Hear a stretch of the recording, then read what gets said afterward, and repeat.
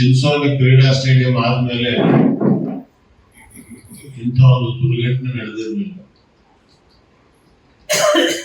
ಕ್ರೀಡೆಗಳು ಫುಟ್ಬಾಲ್ ಇದೆ, ಹಾಕಿ ಇದೆ,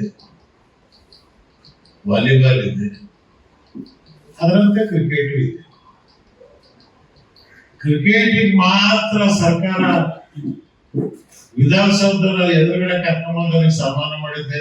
ಪುಲ್ವಾಮಾ ವಾರಿಗೆ ಹೋಗಿ ಗೆದ್ಕೊಂಡ್ರೆ ಇವರು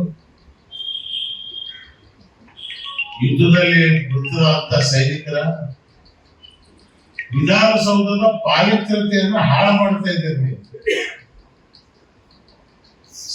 ಎಸ್, ಕ್ರಿಕೆಟ್ ಒಂದು ಕ್ರೀಡೆ. ಸನ್ಮಾನ ಗುಜರಾತ್ ಗೆದ್ದವರು, ಕರ್ನಾಟಕದಲ್ಲಿ ಸನ್ಮಾನ, ಕರ್ನಾಟಕ ಟೀಮ್ ಒಂದು ಹೆಸರು ಇಟ್ಕೊಂಡಿದೆ. ಅದ್ರ ಪ್ಲೇಯರ್ಸ್ ಗಳು ಕರ್ನಾಟಕದವರು ಎಷ್ಟು ಜನ ಇದ್ದಾರೆ?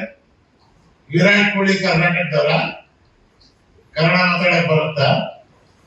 ಅಥವಾ ವಿರಾಟ್ ಕೊಹ್ಲಿ ಕರ್ನಾಟಕದವರು 11 ಜನ ಸತ್ರಲ್ಲ, ಸತ್ತವ್ರ ಮನೆ ಯಾರಾದ್ರೂ ಕ್ರಿಕೆಟ್ ಪ್ಲೇಯರ್ ಹೋಗ್ಕೊಂಡ? ಯಾರಾದ್ರೂ ಹೋದ್ರು?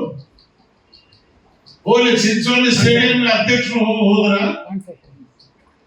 ಇವತ್ತು ನೀವು ದುಡ್ಡಿನ ಅಮಲ್ನಲ್ಲಿ ಕ್ರಿಕೆಟ್ ಕ್ಲಬ್ ಆಟಗಾರನ್ನ ಹರಾಜ್ ಹಾಕ್ತಾ ಇದ್ದೀರಿ. ಸಿನಿಮಾ ಹೀರೋಯಿನ್ಸ್ ಗಳಿಗೆ ಹರಾಜ್ ಹಾಕ್ತಾ ಇದ್ದೀರಿ.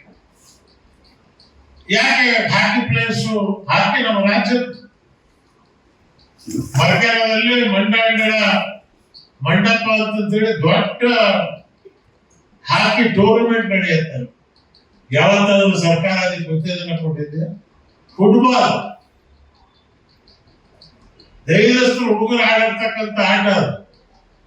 ಅದಕ್ಕೆ ನೀವೇನಾದ್ರು ಗೆದ್ದಂತ ಟೀಮಿಗೆ ಉತ್ತೇಜನ ಕೊಟ್ಟಿದ್ದಾರ?